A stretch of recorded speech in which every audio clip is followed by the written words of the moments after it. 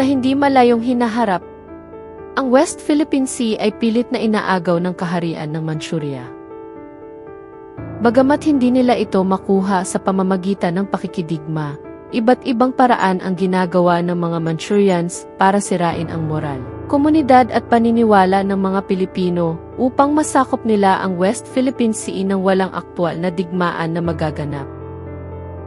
Ito ay sa pamamagitan ng mga taksil ng bayan, tulad ng mga angkan ng mga politiko at mga bayarang media at social media influencers. Always look into your info logs for updates. Good luck, defenders.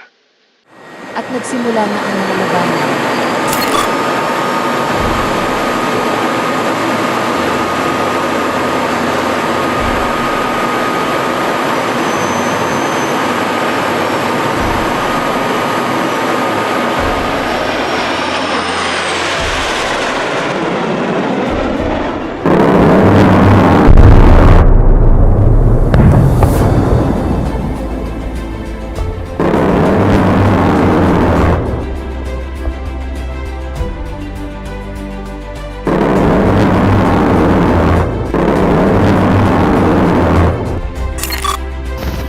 Binawi na ng Allied Forces ang mga kinuhang isla ng mga Manchurians sa West Philippine Sea.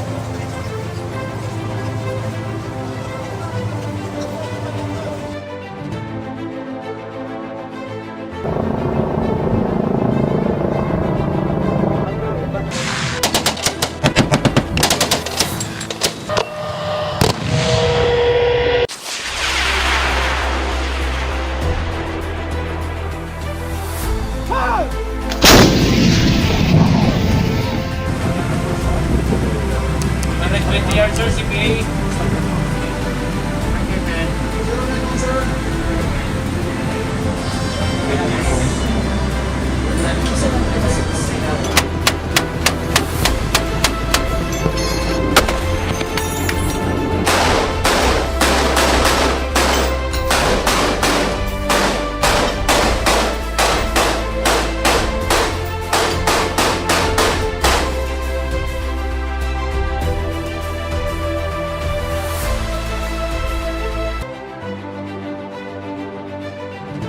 Nagtagumpay ang Allied Forces. Pati na rin ang mga rebelding Manchurians.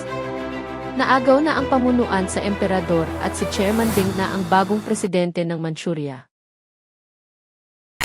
Balik sa Defenders Headquarters, binisita sila ni Presidente Martinez upang batiin sa tagumpay laban sa mga Manchurians.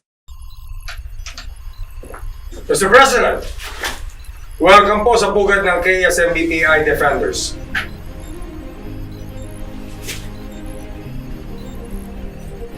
We're honored, Mr. President. Mr. President, meron pong gusto makapag-usap sa inyo. Defenders, at ease. President Deng. Mr. President, we're glad to see you. We owe you our freedom and sovereignty. Taas noong isisigaw